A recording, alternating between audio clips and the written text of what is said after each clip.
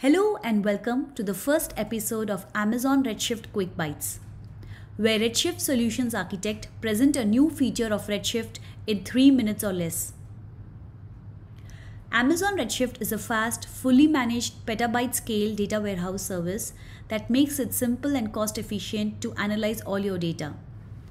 In this video, we will go over the recently released qualify clause in Redshift.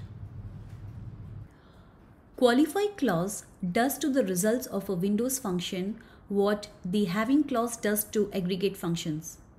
Both these clauses help to apply complex filtering conditions which may not be achievable by the simple where clause. You can use both the qualify and having clause in the same query. Qualify clause is frequently used in analytical queries. Qualify clause makes your query more readable and avoids the use of subquery or the with clause. Let's move on to the demo now. Here I have a table called library which stores the checkout dates of all my movie titles. Now say I want to find out what is the latest checkout date for each of my movie titles.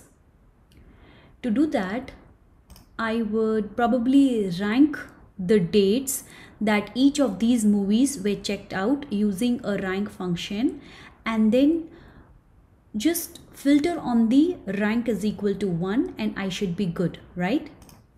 Wrong. It throws an error. The reason being that the Windows functions are always evaluated after the where clause is evaluated. Other way is to use a common table expression like this, which will first run the Windows function and then use the output of this Windows function as a filter in the where clause, and I should be able to retrieve my results. This looks good, but say I wanted to make my code a little bit more readable, I would then use the word qualify clause. The filtering on the rank is done with the qualify clause as opposed to the where clause. When I run this, I see my results. You'll see that the latest checkout date is 7/7 for this movie. And that brings us to the end of the demo. Thank you for watching. For more details on Amazon Redshift, check out the documentation and blog links stated on the slide.